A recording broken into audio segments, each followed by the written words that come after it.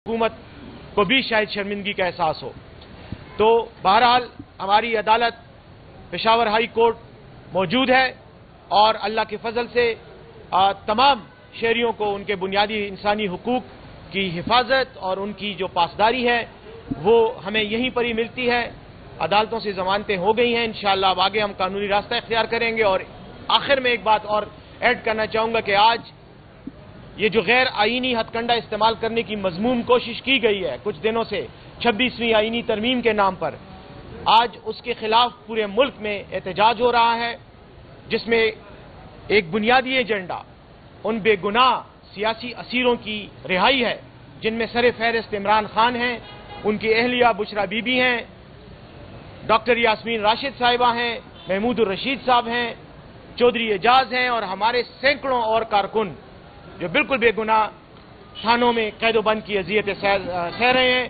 तो आज उनकी रिहाई के लिए भी एहतजाज है और इंशाअल्लाह एहतजाज कामयाब होगा। ये बताएं पर पाबंदी की बातें जो है ना वो गर्दिश कर रही है, क्या कहेंगे? दूसरा सवाल है, आप तो माशाल्लाह बेहतरीन तरीके से अपना मनसब निभा रहे हैं, कुछ लोग पार्टी के अंदर ही आपकी मुखालिफत कर रहे हैं और वो कह रहे हैं कि बैरिस्टर साहब का बयान जो है वो पार्टी का नहीं होता, वो किसी और का होता है। तो कमेंट करें इस पर। जहां तक पार्टी पर पाबंदी का ताल्लुक है तो आपको पता है कि एक उर्दू का मुहावरा है कि बिल्ली को ख्वाब में चींचड़े नजर आते हैं। तो एक बिल्ली लाहौर में और एक बिल्ला जो है वो इस्लामाबाद में बैठा हुआ है, इनको ख्वाब में जब चींचड़े नजर आते हैं तो ये पीटीआई पर पाबंदी की बात करते हैं। मैं ये समझता हूं कि ये इनकी खाम ख्याली है और ये इनका ख्वाब जो है कभी भी शर्मिंदा ताबीर नहीं होगा। पीटीआई एक हकीकत है और मेरे ख्याल में पाकिस्तानी सियासत के खास तौर पर उन लोगों को जो सियासत में एक्टिव हैं उनको इस बात का एहसास हो जाना चाहिए कि पीटीआई को अगर आपने खात्मा करना है, पाबंदी लगानी है, पीटीआई को सामने से हटाना है तो सियासी मैदान में आकर मुकाबला करो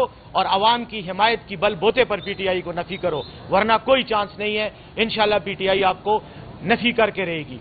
जहां तक मेरे बारे में बयानात का ताल्लुक है उसके बारे में मैं सिर्फ इतना कहूंगा कि जो लोग मेरे खिलाफ बयानबाजी कर रहे हैं अगर वो अपनी जिम्मेदारी का एहसास करते हुए पार्टी की जिम्मेदारी, तहरीक की जिम्मेदारी पूरी करें तो शायद वो अपने मनसब से ज्यादा इंसाफ करेंगे। ये बताएं कि आपके अपने वर्कर्स कहते हैं कि बैरिस्टर सेठ साहब एहतजाजों में नहीं होते, तो अजीब नहीं है फिर आप पर इतने 100 मुकदमा कैसे दर्ज? नहीं, मेरे ऊपर तो पहली बात ये 100 नहीं है, मेरे ऊपर तो कम है। एक ही मुकदमा है फिलहाल जिसमें आज मैंने जमानत कराई है, जिसका मुझे पता है, बाकी तो अननोन नामालूम भी होते हैं, जब इनका मूड होता है तो उसमें दर्ज कर देते हैं। लेकिन जहां तक मेरे साथियों का मशाल यूसुफजई साहिबा का ताल्लुक है, वजीरजादा साहब का ताल्लुक है, इन पर जो है ज्यादा मुकदमात हैं मुख्तलिफ थानों में। जहां तक ताल्लुक है ये आपकी इस बात के एहतजाज का, तो एहतजाज में मैं बिल्कुल शरीक रहा हूं और